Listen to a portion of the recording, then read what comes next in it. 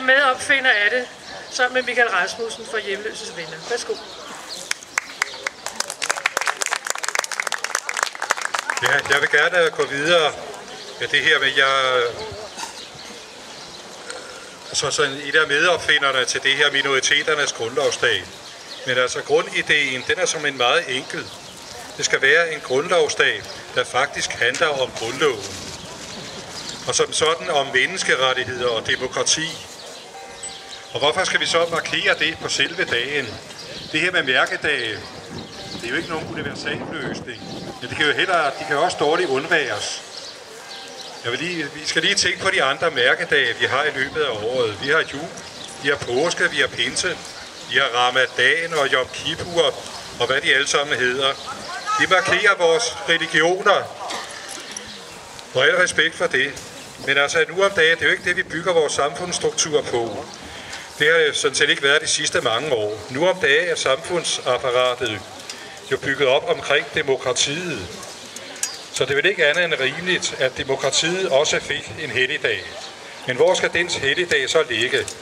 Mit bedste bud, det må da være på det danske demokratis fødselsdag, grundlovsdagen. Og hvordan varetager vi så den helligdag? Den varetager vi ikke så godt.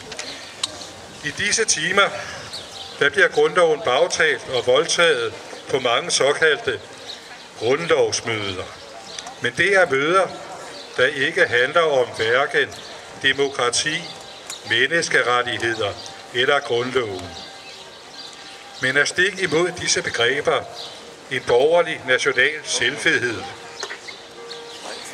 Hvad om det så er årsag eller virkning, det ved jeg ikke, men hvad jeg ved er, demokratiet smuldrer væk mellem fingrene på os.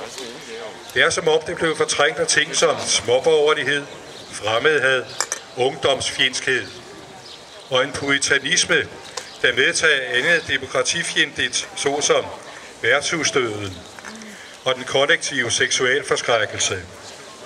Det blev helt legitimt svar på tidens problemer at syndebukke.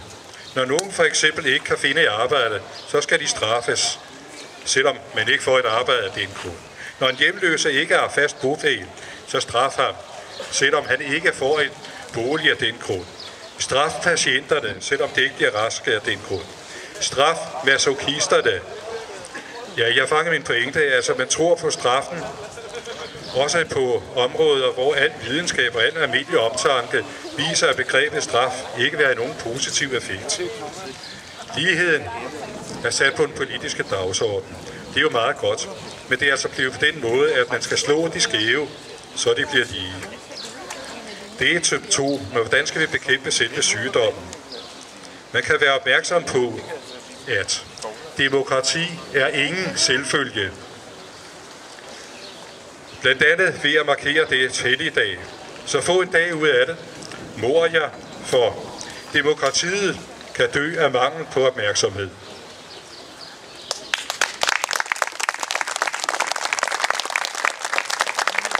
Tak til Hans Schermann. Det var sådan rigtigt.